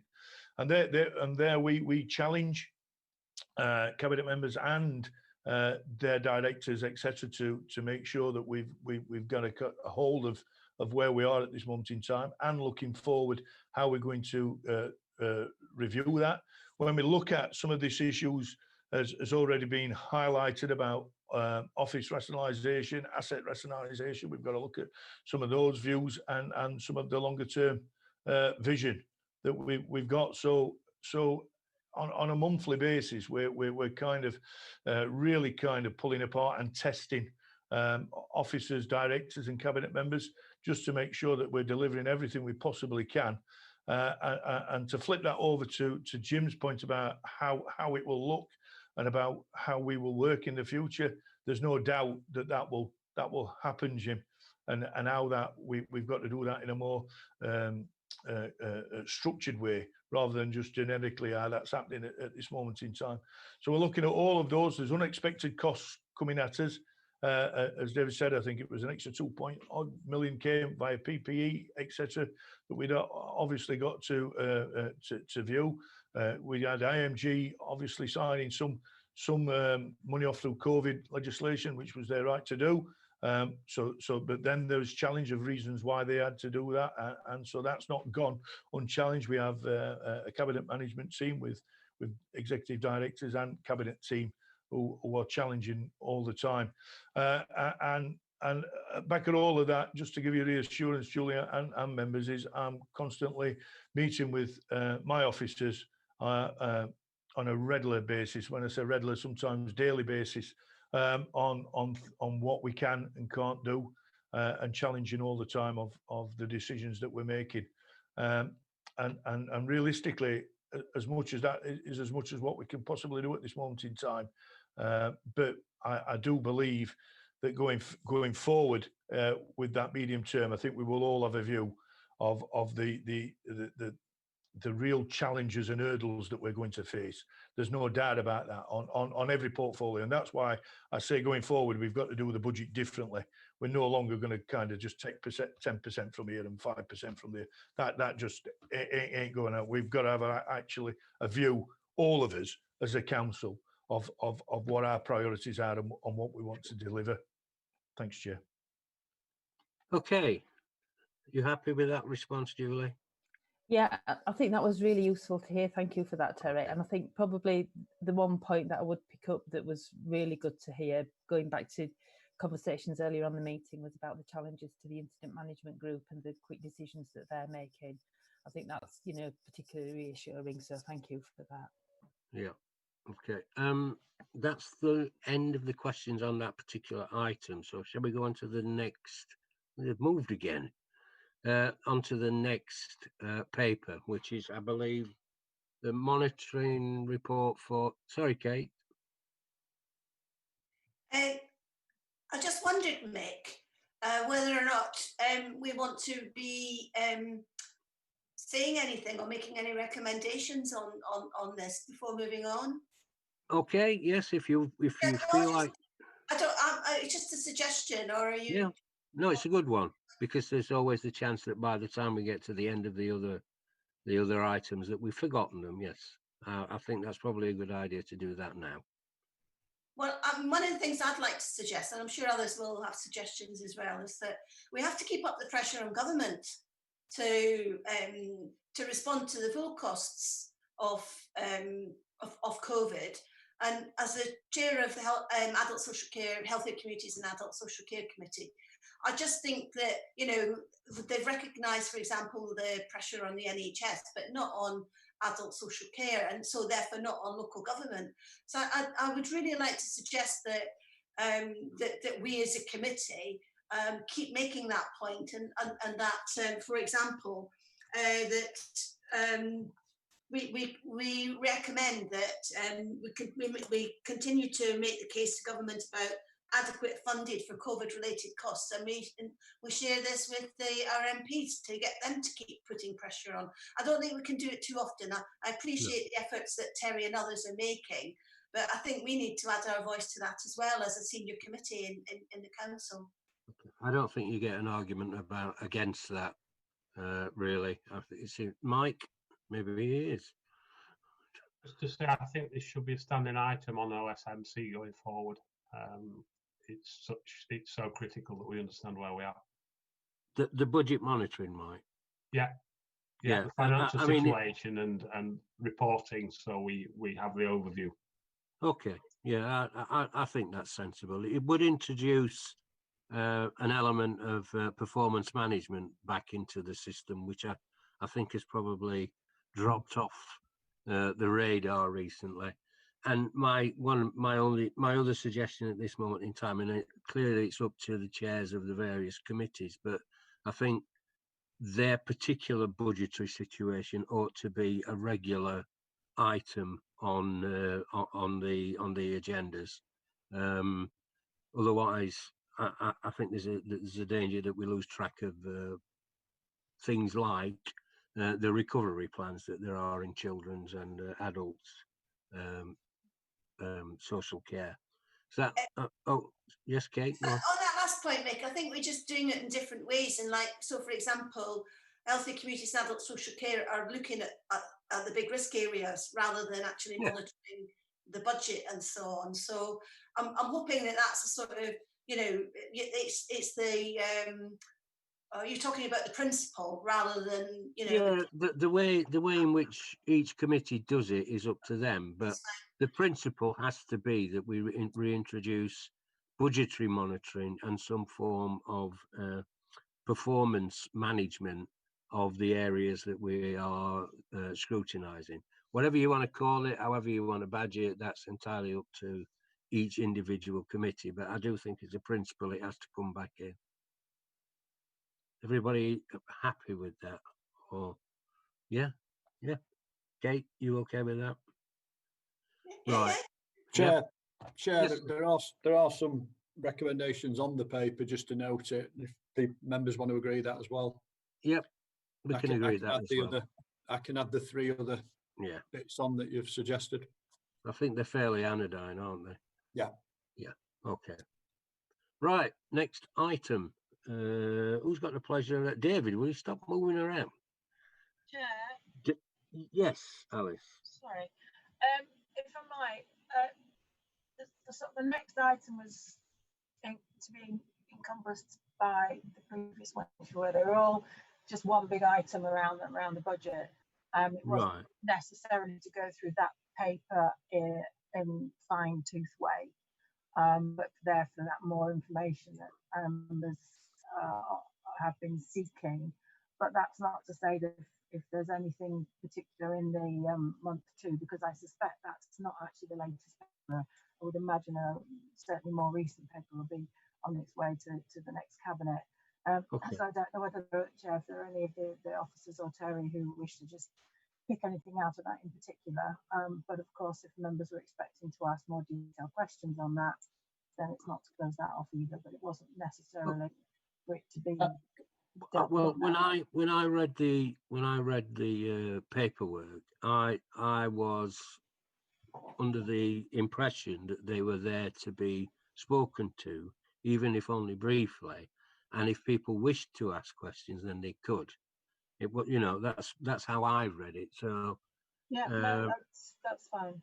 Okay, so I don't know if Ryan, David, or Terry between them want to do a quick resume of the final 2 papers and take questions if people wish to ask them. Do you want me just very quickly to say something then, Mick? Yeah, please. I haven't got this one printed out, so I'll have to flick to my paper copy, so I won't. I'll be looking at my screen. This was the month 2 report on the financial position. So the figures are slightly different to the ones you've got, and I think taking on board the earlier comments about some more detail of the breakdowns, I'll see if we can get you the month 3 one that should tie much more closely to what you've got.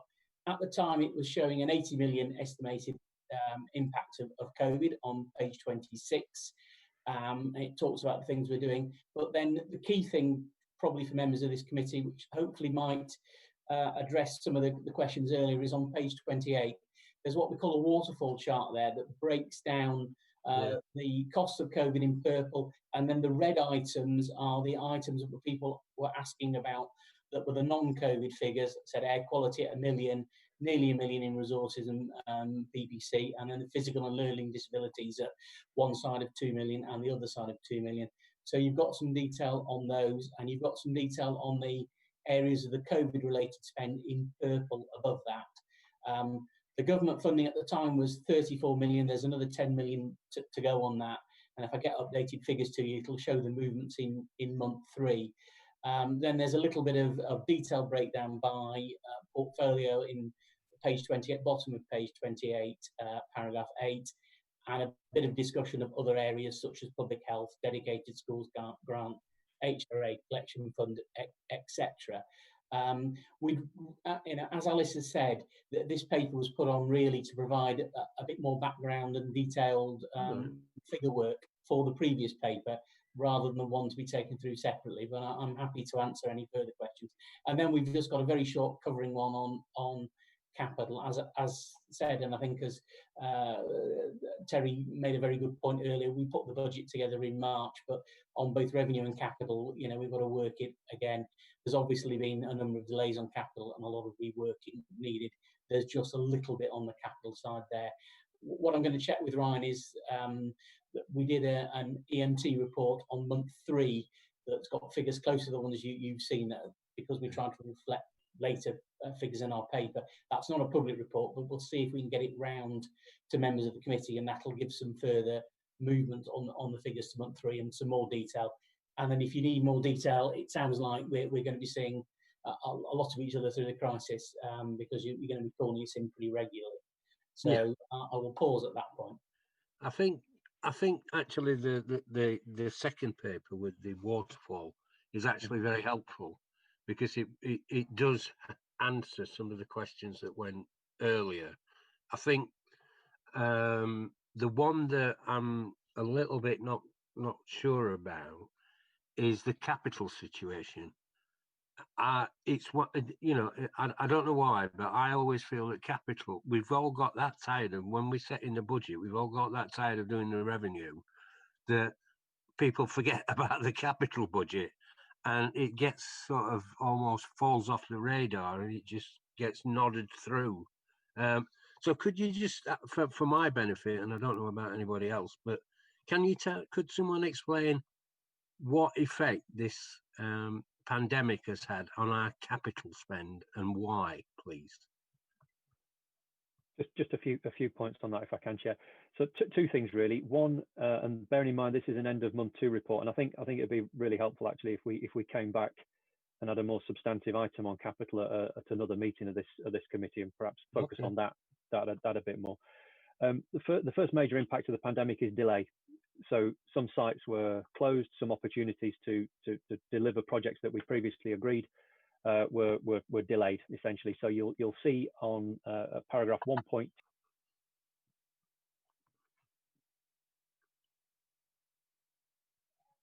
Ryan, you've gone mute, mate. For some bizarre reason, you've gone mute. Sorry, your page 35 has a paragraph 1.2 towards the top of it. So we've got some delays essentially, 8 project variations, delays of about £6 million.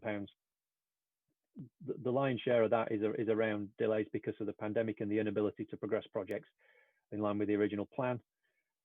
What we also saw are 1 or 2 projects where we had, frankly, an opportunity to crack on with them a bit quicker, and just variations.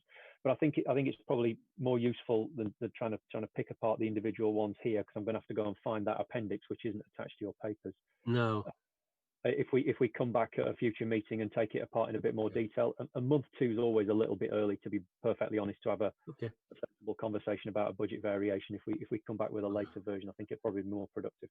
Okay. Can we just assume then that any future reports on the budget to this committee include capital as well, where it's appropriate? Because, you know, I do understand that capital schemes take a much longer, quite often lead in time, etc., etc. So we'll leave that up to you to come at a sensible time rather than just turn up because we've been asked you to.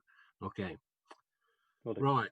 I think we've done that item, and wherever Alice is, hello. I think we're now on to the potential. We're onto the potential work program. Is that? I think where we are. Yes. Yeah. Do you want to? Can you talk us through that? Sorry, I've been turning my video off because for some reason my internet, for the first time since we locked down, has been playing up. Oh dear. I've never had it before. Right. And I understand if you turn your video off, it takes up slightly less pressure off your internet. Do you mind talking through the? Just checking that you've got your. Has everybody got it? Summaries from the previous item, all the things you want now, haven't you? Everybody got the email with the proposed work schedules for the various committees. Yeah, and I think people are nodding at me in unison. Okay. Right, I've got to find it now. So. Yes, apologies, this came through a bit late. It's just a combination of leave commitments. And as I said in the email, it's the current draft work programme. I hope, Kate, it does reflect health. If not, it will do, if you see what I mean. I do know that my colleague Emily is working heavily on that programme. And we're always conscious of any impact on the officers of services we're trying to deliver. Our ultimate goal as officers to support you in Scrutiny right now is to make sure that every committee, if it hasn't met already, will meet by early October. I'm not saying necessarily that very first week, but certainly the plans are mid-October at the latest. And the items you see in front of you are just very much draft items for you to consider from your respective scrutiny committees and to take a programme back to each of those committees as health has been doing. In terms of making sure everybody meets, we're suggesting as officers that, as you know, health is already scheduled to meet once a month, and they're now set in place till March. We want to suggest the same for this committee, to have scheduled meetings once a month up until April 2021, and I think that would cover off the things you've raised about in terms of keeping a monthly eye on the budget, particularly in current times, and the other items that are also of importance to this committee. And then what we plan, and this is something that we as officers have kind of put out there and discussed and wondering if this is the best way forward, bearing in mind the resource input that's needed for meetings like this, but also making sure that absolutely we get a full-on scrutiny programme for this municipal year, is that we'll ensure there's another meeting scheduled in each month. So you'd have OSMC, Health, the Communities and Adult Social Care, and one of the other committees meeting, and that between those three, which would be Children, Young People, Economic and Environmental Wellbeing, and Safer and Stronger Communities, you meet at least twice in a 3-month period. That's it. So really, my ask of you is look at that. If there's any points you want to raise now through the chair, that's great. Alternatively, I think this can be also carried on through your respective scrutiny committees at the point when they meet as well. I don't know if Mick, you want to add anything in? No, just I suppose for the people that are here this morning, in terms of actual acceptance of an agenda, then the one for overview and scrutiny management committee is the one that we should be looking at specifically. I would suggest that the agendas for the other committees are for them to decide what topics they wish to discuss. Although that shouldn't stop people this morning just commenting or making suggestions or whatever about other people's agendas for the chair to take to be aware of and maybe take on board. So that's all I've got to say. It's an attempt to get things up and running again. For a whole variety of reasons, we've been dormant for quite some time, although probably Kate's committee is, and this one is probably one of the exceptions to that. But I think it's just an attempt to start the ball rolling again. Kate, I believe you indicated, and then Ben. Thank you, Chair. 2 points. One is that it would be helpful to get some feedback from your committee about the interest in the all-age disability item that's on our work plan, because that's if you notice we do, that's not something that we would just do on our top basically. So I suppose we just need to get a sort of joint prioritisation exercise on that. That's the first point, because there will be some issues which cut across more than one committee. The other issue is actually a question as much as anything else. And again, Steve will know as well that there's been a lot of this rapid impact assessment work taking place under the aegis of the Health and Wellbeing Board. And I think perhaps that the Sheffield Partnership is doing stuff as well. I think it's worth reflecting about the extent to which Overview and Scrutiny are going to take responsibility for that, or how much of it, or whether or not we feel that it would be better dealt with by the individual committees. I'm not expressing a view. I think, in fact, it might be a bit of mix and match, to be honest, because I know, for example, our last meeting, they're going to be doing one on mental health, and that was the topic for our last meeting anyway. So we've actually asked them to come back to us after they've completed the rapid impact assessment and come up with recommendations to respond to that. So to me, that's probably going to fit quite neatly into the Healthier Communities agenda. But I think it's worthwhile sort of reflecting on what the role of the overview and scrutiny is going to be in looking at the rapid impact assessments and what needs to be done in response. Are you suggesting that we should make a judgment paper by paper, as it were, as to who deals with the piece of work that comes out of that process?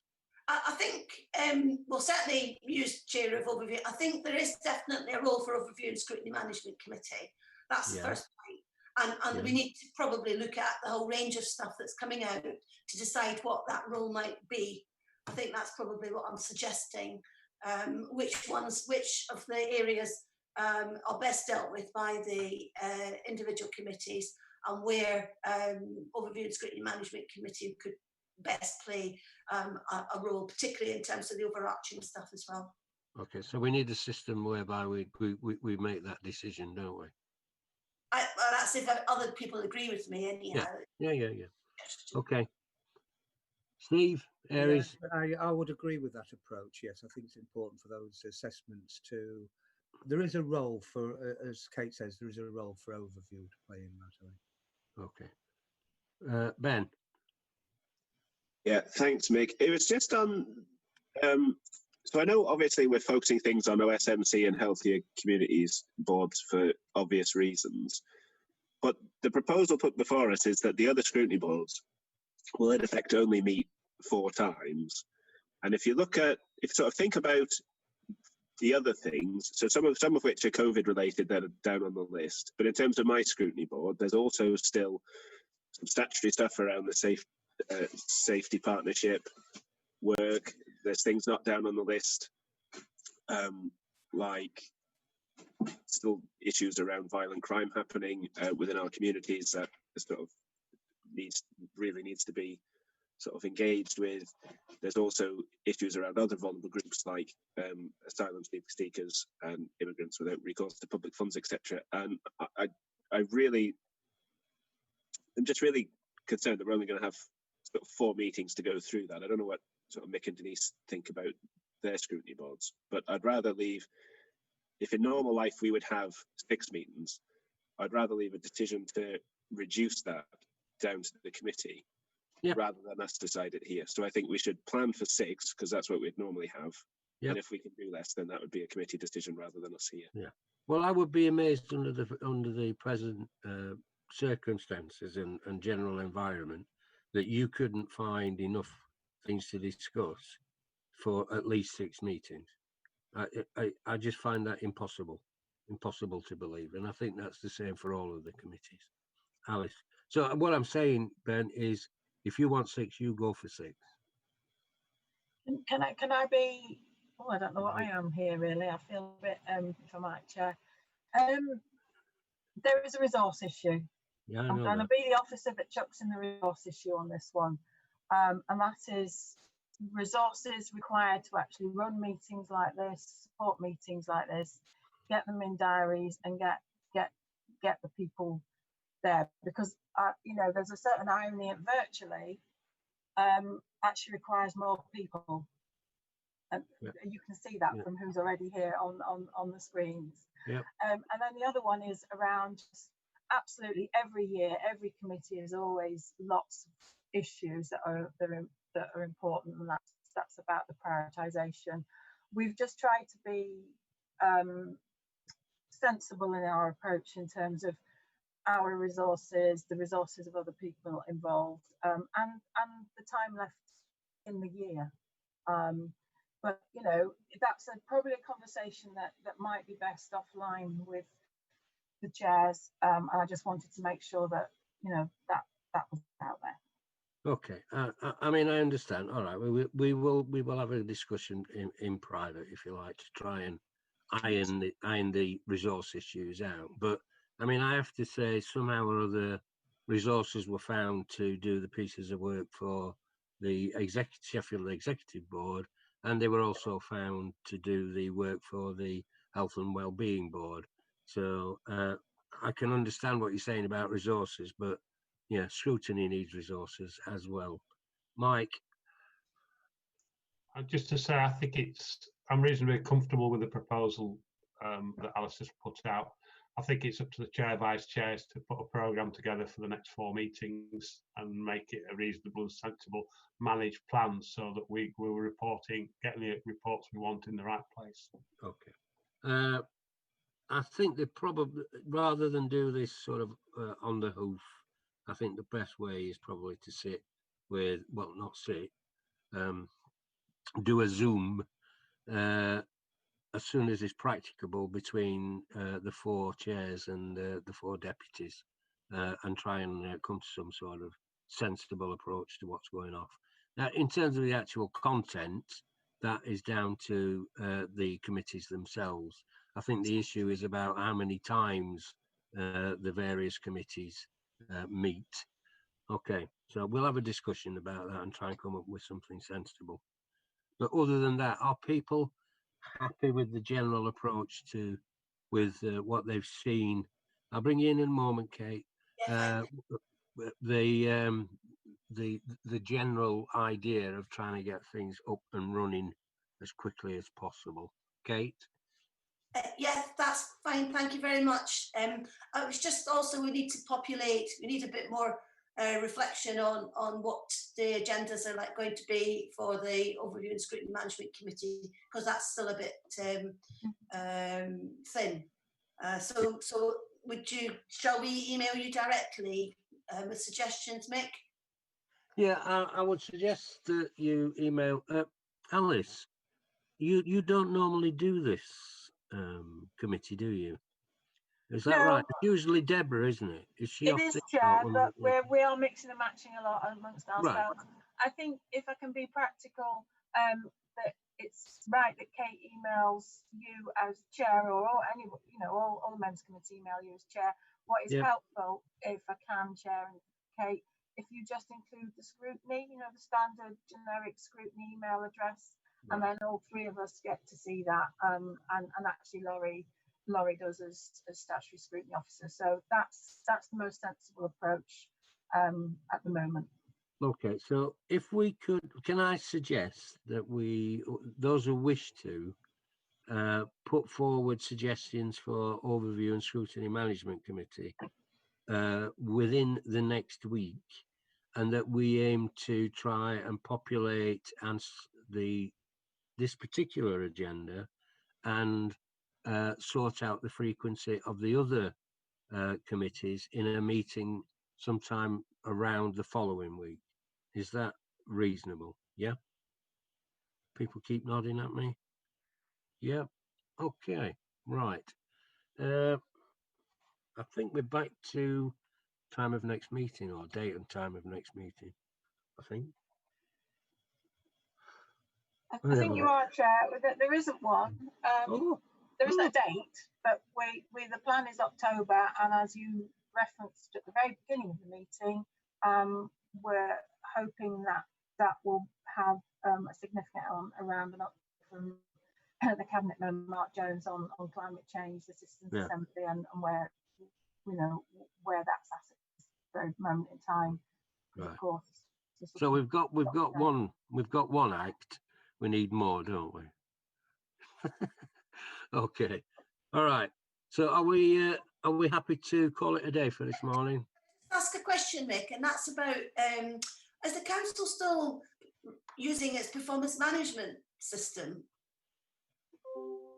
Can you please find out? Because if we are, it would be helpful possibly to get a report at some point. So it's my question. I'm not going to propose that we do it until I find out whether or not we're still doing it. You see what I mean?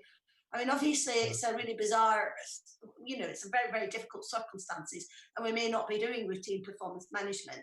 But I was just, could Alice find that out and let us know, please? Well, yeah, somebody find it out. I'm not sure whether we've been doing it for quite some time and where and who. But yeah, we'll find out for you, Kate. Thank you. That's all right. Right. Anything else before I pull the plug? No. Thank you very much for your attendance this morning, and a safe journey home. I love saying